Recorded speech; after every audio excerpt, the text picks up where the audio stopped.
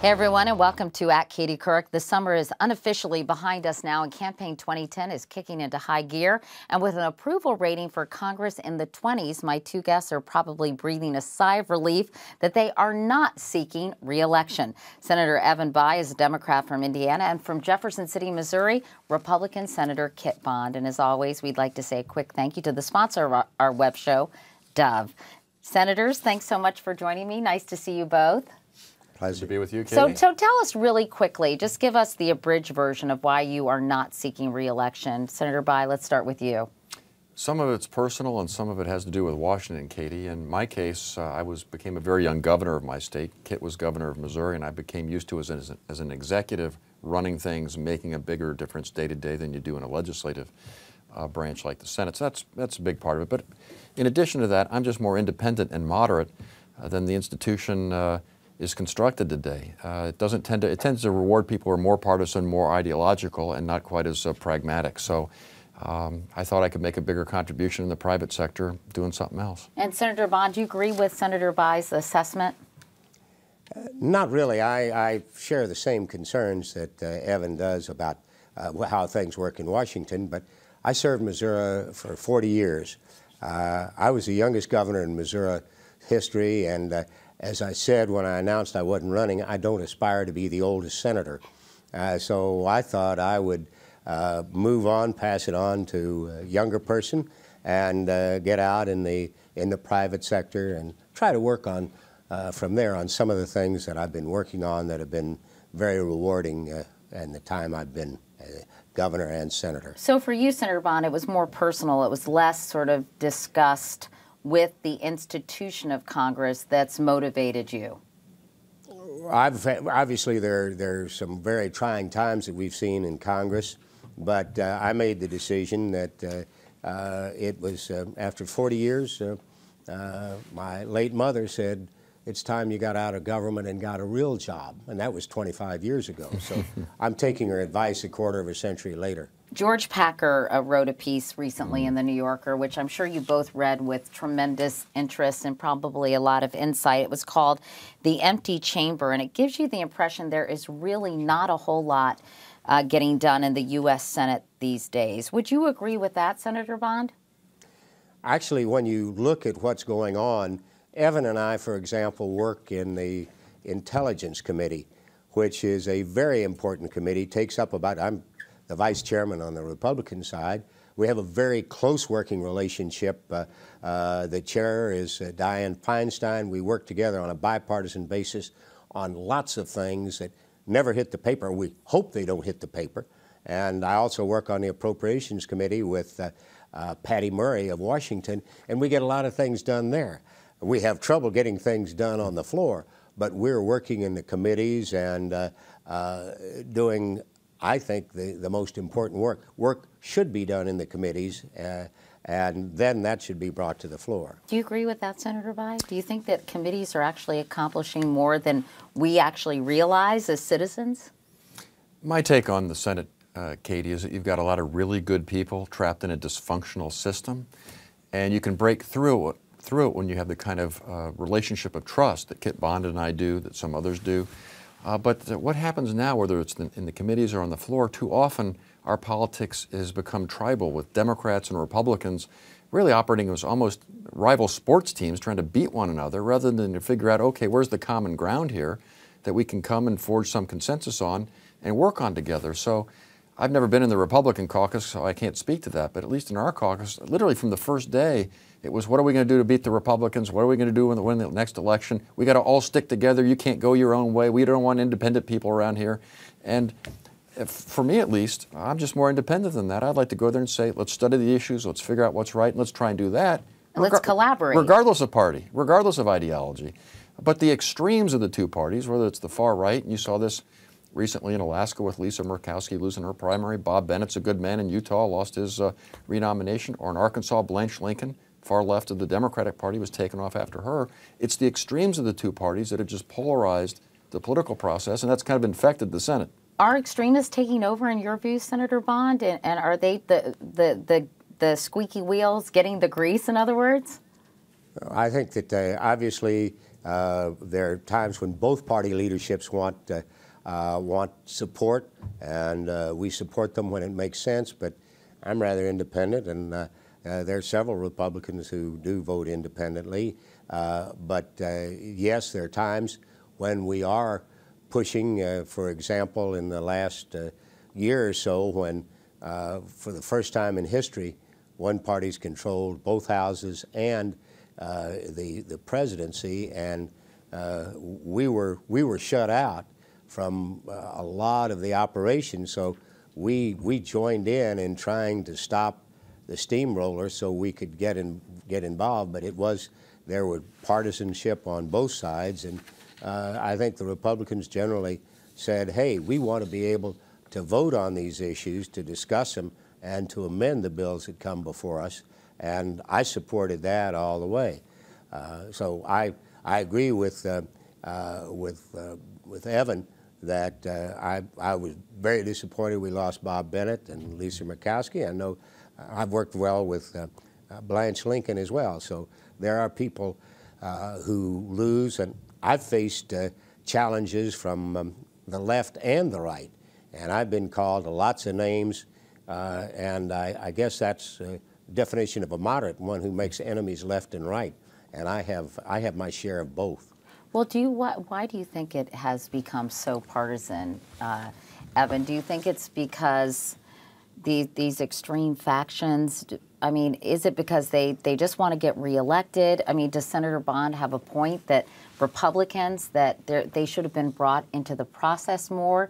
Do you think if they had been, it would have been a more conciliatory setup? Or do you think that, in your view, the Republican Party, they wanted to be obstructionists because either philosophically or politically, they didn't want to go along with the president and the Democrats in the House and Senate? Well, I think there's blame to go around on all sides, and pointing fingers I don't think does a whole lot of good. But anytime, and it would probably be this way if it was on the Democratic side, anytime you're reduced to only 40 members, you're going to be fairly ideologically cohesive. There are not going to be too many outliers.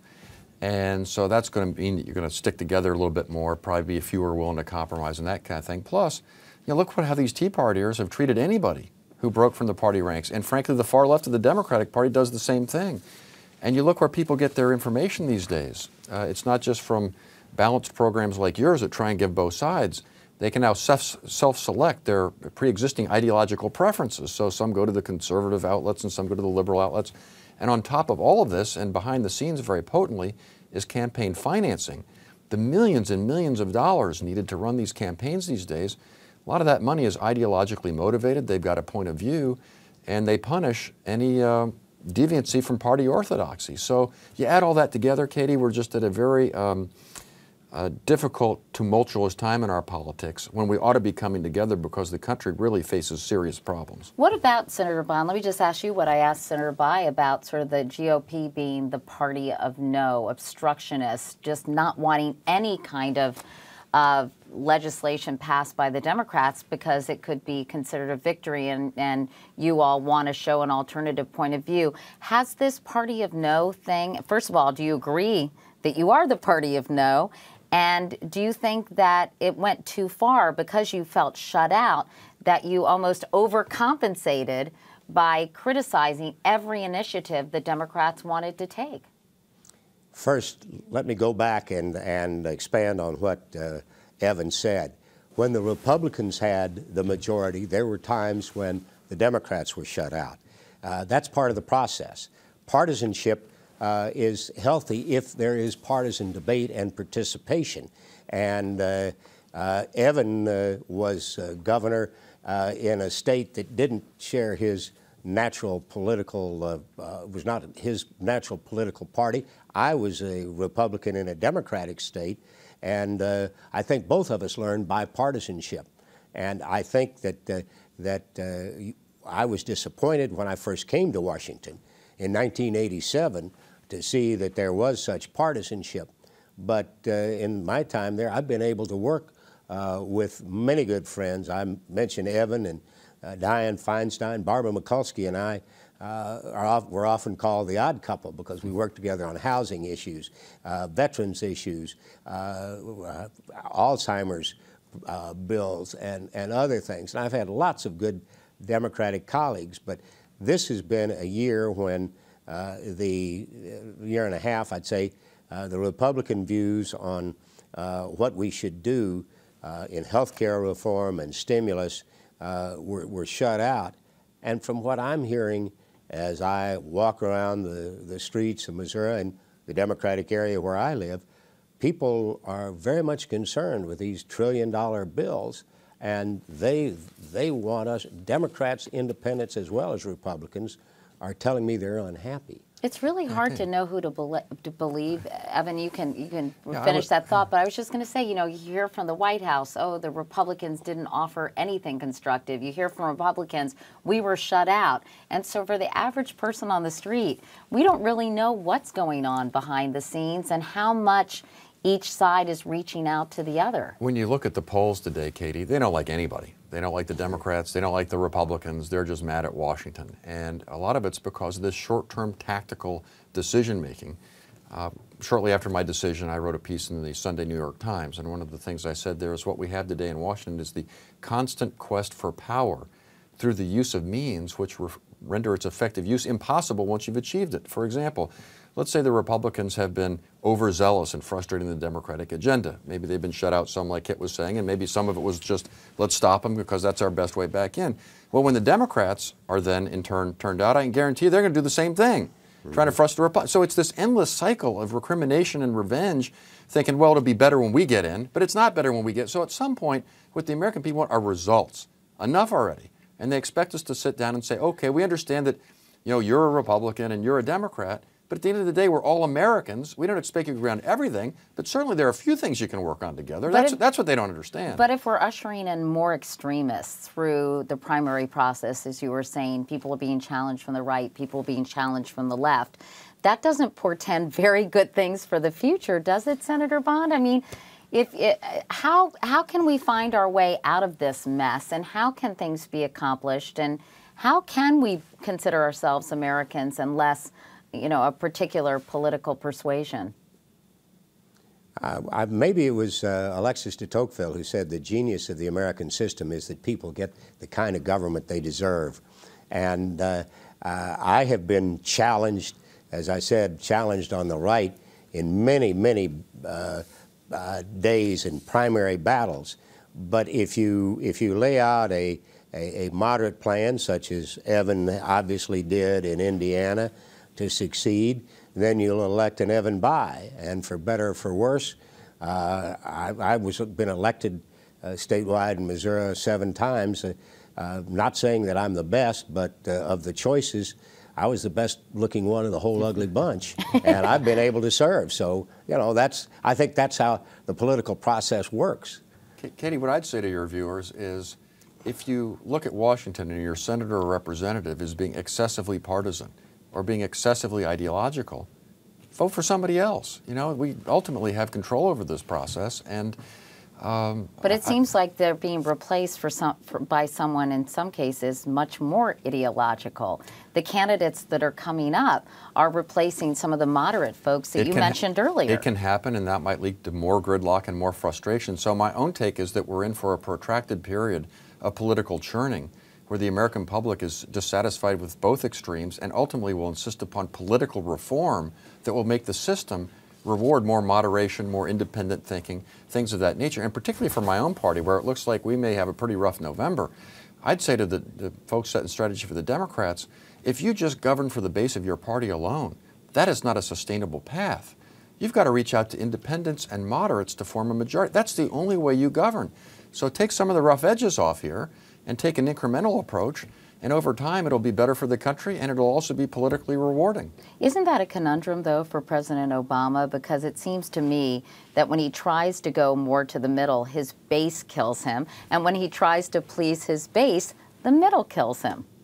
Well, it's true, but my advice would be govern from the middle and reach out to your base, rather than govern from, you know, the far left or the far right and then occasionally try and placate the middle. That's a prescription for what we may be seeing here in a few weeks, which is not going to be good for the Democratic Party. And you're shaking your head or nodding your head in agreement, Senator Bond. Well, I think you have to govern from the center, and we're hearing a lot of people, Democrats and independents, who are saying, we want to get back to the American system that we wanted. But that's, I think the broader point is that when I first came to Washington, we had people ideologically very, very far apart. We've replaced them with moderates. We've replaced some moderates with people who are ideologically driven. But the decisions are made in the Senate by voters in each state. So they're the ones that are going to have to make those decisions.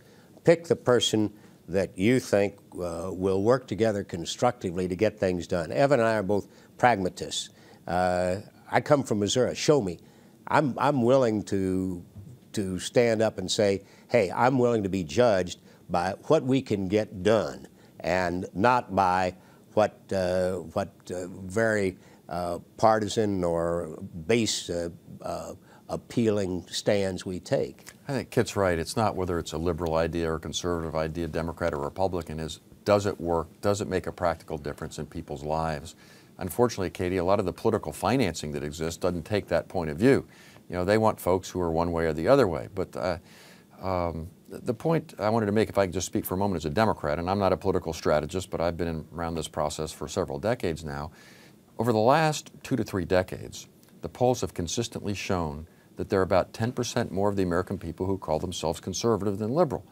Even in the year Barack Obama was elected president and Democrats gained in the House and the Senate, there were still about 10% more conservatives than liberals in the country. Karl Rove's insight was to understand that and to say, if I can just make this a polarized election, left versus right, and you know, kind of the numbers going to work. Yeah. So and you know, kind of have really rough and tumble elections, so the independents maybe get bummed out, don't vote at all, they win. So speaking as a Democrat, my strong advice to my party is the only way we govern, unless the Republicans have just dropped the ball, the conservatives have just dropped the ball, and some of that was in the mix this last time, is when we reach out to independents and moderates. That's the only way you get to 50.1. So for our base, does that mean we abandon them and don't share their ideals? No. That means we share their ideals, but say from a practical standpoint, if we're going to make the kind of progress you want, you got to go about it the right way. And sometimes you can't get everything, but something's better than nothing. We have too many people on the left and the right who say, if we can't get everything, we'll take nothing. And as a result, the American people have gotten nothing. And that's not good enough. Do you think it's going to be a bloodbath for the Democrats, Senator Bond, in November? I can't predict nationwide, but it certainly sounds like there will be significant changes. I don't know what the changes will be in the Senate. I imagine we will pick up a net of a number of seats and maybe take over the House. But I think that the appealing to the extremes is I'm not sure that Karl Rove would fit that. But I do believe that the Republicans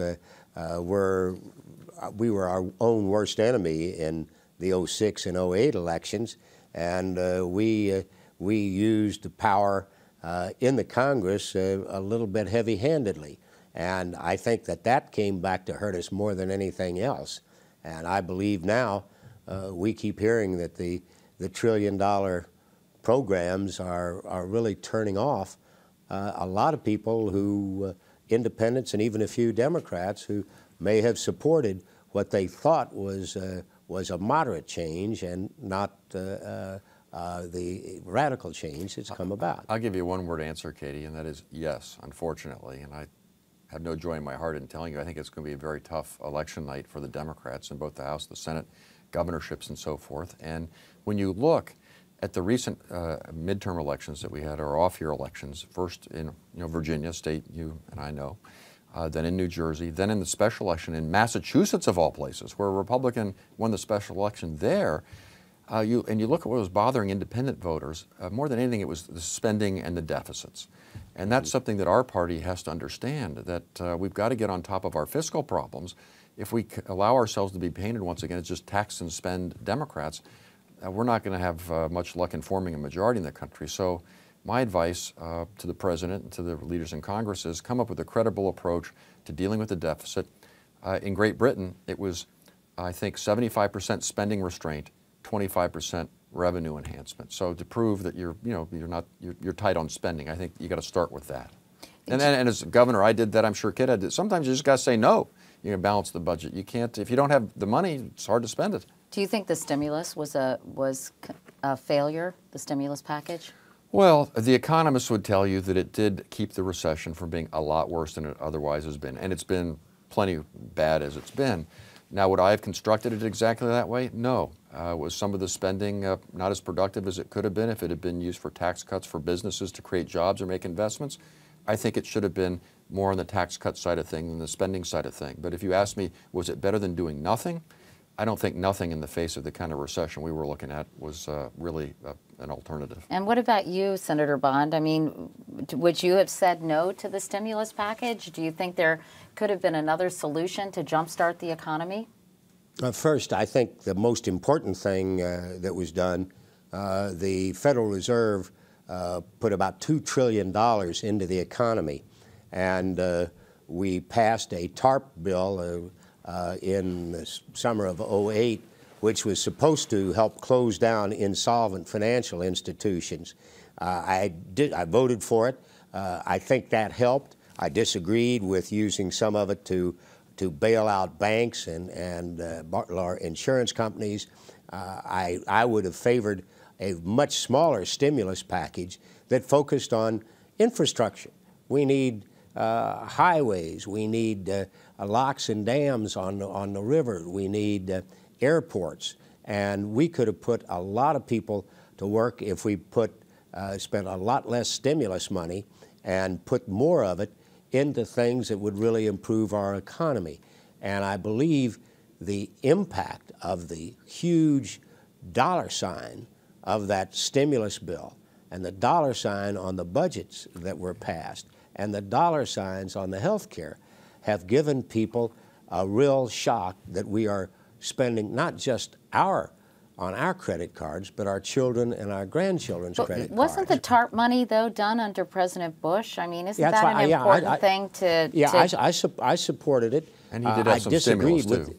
I supported the TARP because I thought we needed to do what we did when the savings and loan crisis hit, and that was provide the money to shut down insolvent savings and loans. And much of the TARP money that was actually used for banks has been paid back. With interest, right, Senator? Yeah, it has been paid back. But the stimulus bill itself, it appears, stimulated the growth of government employees, and now we're seeing the states are saying, well, we hired all these new teachers, and now we're going to have to get more federal money or we'll have to lay them off. Senator Bayh just looks like he was sucking on a lemon there during the course of your answer, Senator Bond. There were some tax cuts for, well, really every American included in the stimulus. It wasn't all spending, although most of it was spending. But here's the crux of the challenge, Katie. Skepticism about government efficiency is at an all-time high. People just look at Washington in particular and say, they're wasting my money. So in an environment like that, you can have a macroeconomic debate about which is going to be more stimulative to the economy, tax cuts or government spending. Some economists say that government spending is more stimulative because dollar for dollar it goes into the economy, whereas with the tax cuts, some people will save part of their money. But the counter-argument to that, to a lot of middle Americans out there is, well, wait a minute, does the government really dollar for dollar put this money in the economy? Don't they waste a fair amount? Isn't it getting siphoned off into, this project and that project that don't make sense? So by large margins, Americans feel that they can use the money better than the government can. So if you are a progressive, one of our challenges is to rehabilitate the government's reputation for being effective.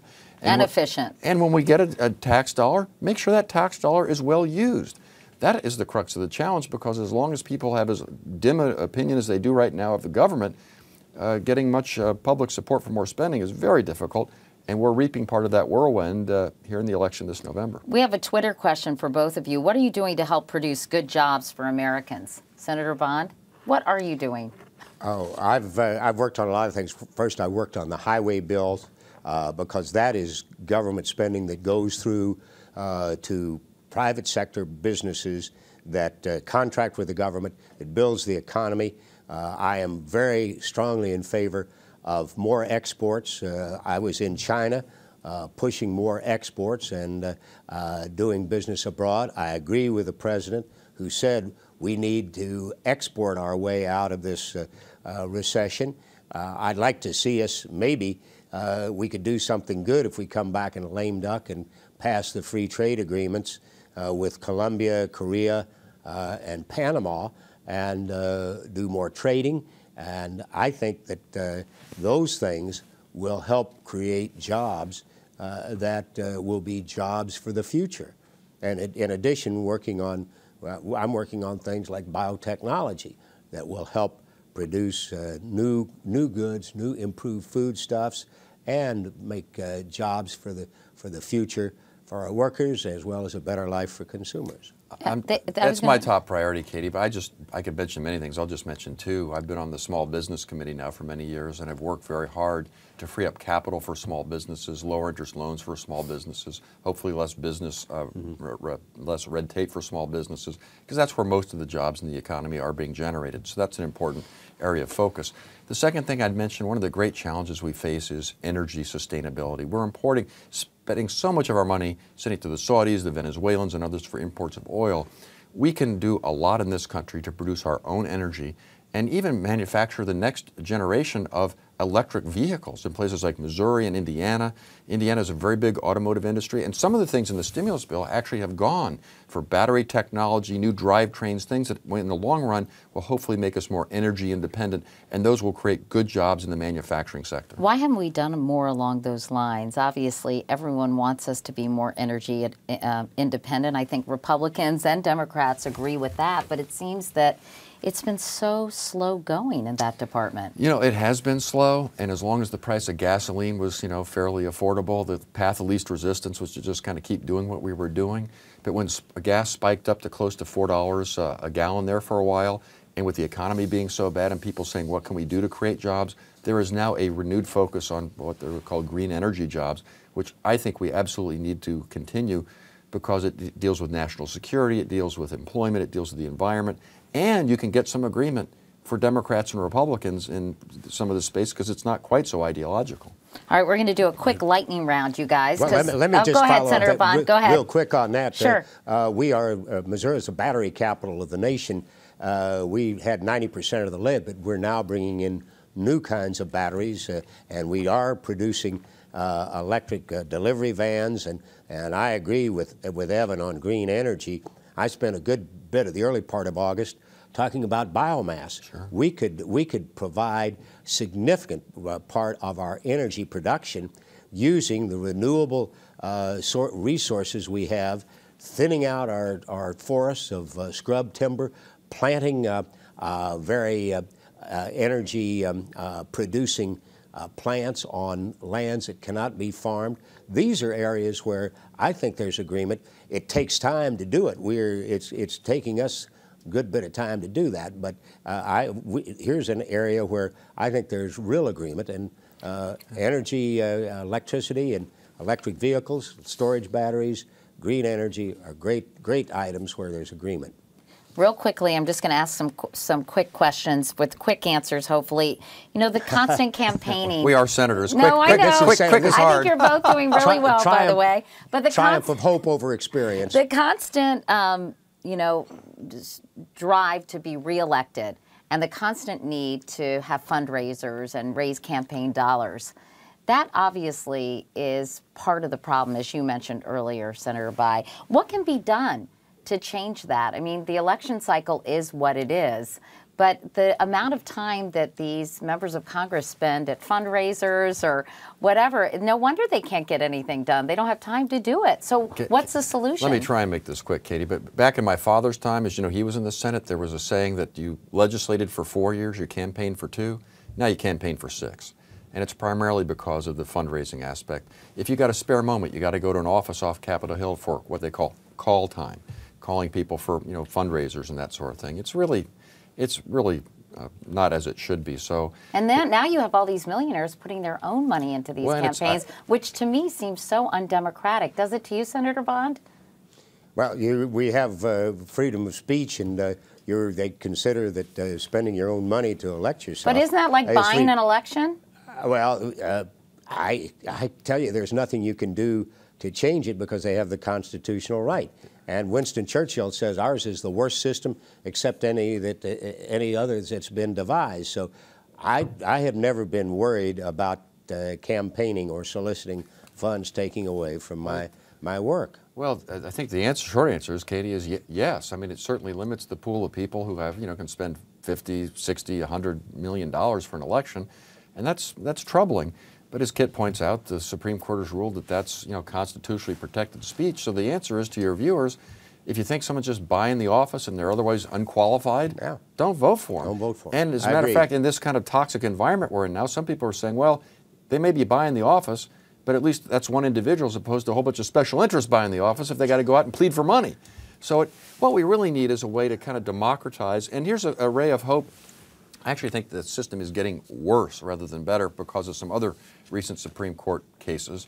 But the ray of hope is in this last cycle, internet fundraising really took off. And, millions of people putting small contributions in, that really is the hope for the future, to kind of let people take this process back so they can offset some of the big special interest contributions or the self-funders. Real quick, how do you think President Obama is doing, Senator Bond?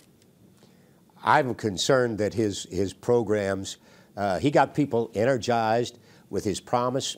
Now he's gotten a lot more people energized when they see his programs. And in Missouri, they are very much concerned that the tab is on our children and grandchildren's credit card. I think he was dealt a very tough hand, Katie, and he's making the best of it, particularly on the economy.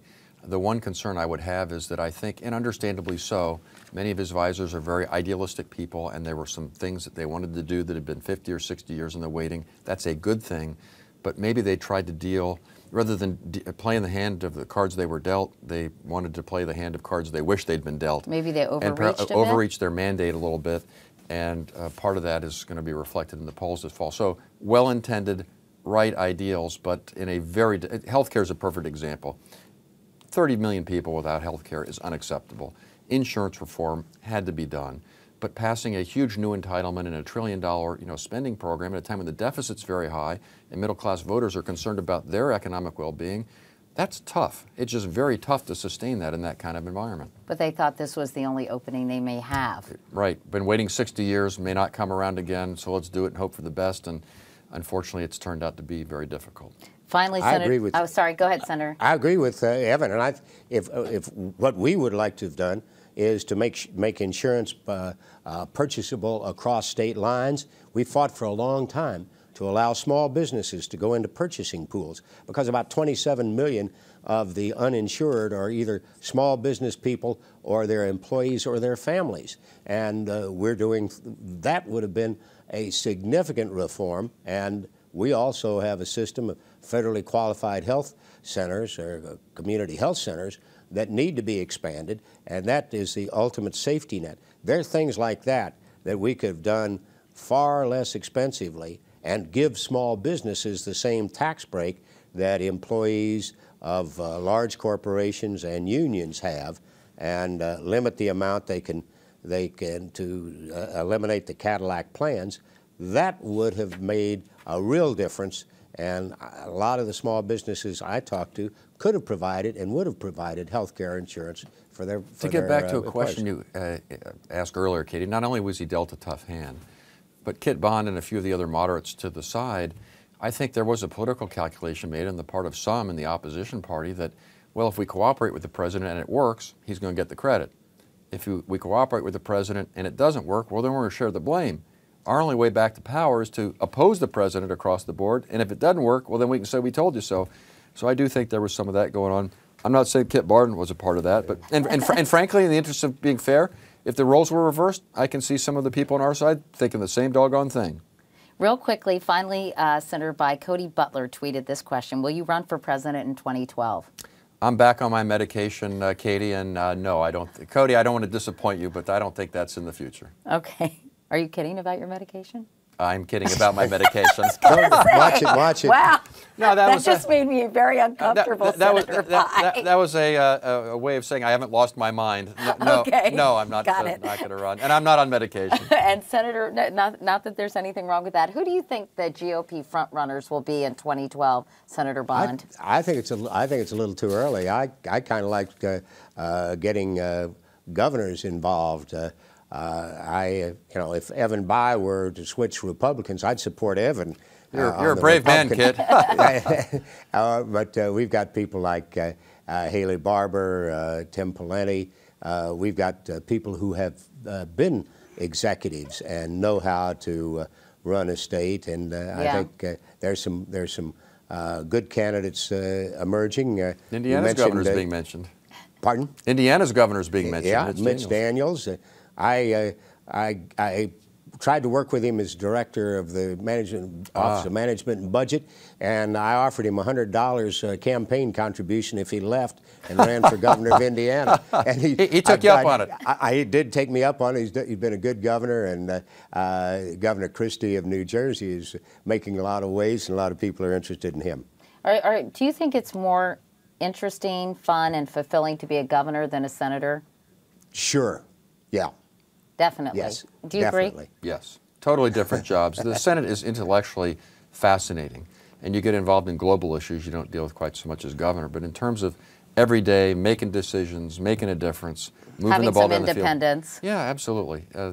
Yes. You're not Except for those pesky state legislatures, right? Well, they're not in session. I don't know about Missouri. We have a part-time legislature in Indiana, so once they adjourned, it's kind of open field running. And real quick, I was going to say real quickly before every question, which is I'm sure getting very annoying to you guys, but my last question is, are you optimistic that things can improve in Washington? Because right now it seems pretty bleak, the prognosis for improvement. Yes, but it may take a while and it may be difficult. Katie, I think back about the time when I was first becoming politically aware in the 1960s. As you'll recall, there were riots in the streets. We had political assassinations. They had to have troops, in some cases, guarding government buildings in Washington, D.C. Now, thankfully, we don't have that kind of thing. But my point is, we've been through difficult times before and managed to come through it. I think we'll come through this, but it is going to ultimately require the American people to take back the government. And for all of us, whether we're in office or out of office, to think as Americans first, not as partisans or ideologues. And so I take confidence from our history that we've come through difficult periods before and have emerged on the backside as a very successful country. And populist anger, I think, can be very motivating and important on one end, but it can be very destructive as well. Don't you think, Senator Bond? Well, I agree totally with what Evan said. I can't really expand on it anymore because I think he really hit it. But populist, the people I hear on the streets are saying things that they're expressing themselves, and I think that populism will play into and direct the conversations and the discussions. We've got lots of people on both sides. I believe that if there's enough fresh air and light on different ideas, and if you get people energized, then you get them out to the polls, and they do have the opportunity to make changes and bring people in who can produce results and not just good campaign talking points. Populism can be very positive. It was in the turn of the 19th century with Teddy Roosevelt, the whole progressive movement. It was with the civil rights movement, people getting involved in their government. That's a very good thing. If it's a positive populism, Katie, but there is, it can take a darker turn too if you start turning against people who aren't exactly like you, if you start turning against different groups. Or if you can't have civil conversations like we've just had. So if it's channeled in a positive way about how we're going to help this country, how we're going to empower people to solve their own problems, that's a great thing. If you turn it against minority groups or people of different faiths or that sort of thing, then it's not such a positive thing. But in a democracy, people getting involved, all else being equal, that's a good thing. I think the country is less well off when you have a few special interest groups or extreme groups setting the agenda. We're a lot better off if you've got middle American folks saying, you know what, it's about time I got involved. Well, Senator Kit Bond and Senator Evan Bayh, thank you both so much, and best of luck in the next chapter of your lives, and I'm sure you're going to find that possibly even more fulfilling than the last chapter. Who knows? We may be available next year to do what I did in my in my year off from the Senate show and tell you what it's like on the outside. All right. Always a pleasure to talk with you, Katie. Well, thank you so much to both of you. I enjoyed it too. Thank you. And thanks to all of you, by the way, who tweeted in your comments and questions. And remember, you can follow me on Twitter if you'd like. My handle is @Couric. I was on vacation, so I took a little Twitter vacation as well. By the way, you can see all the episodes of this web show anytime. You just go to cbsnews.com/Couric. And now stay tuned for a message from our sponsor, Dove.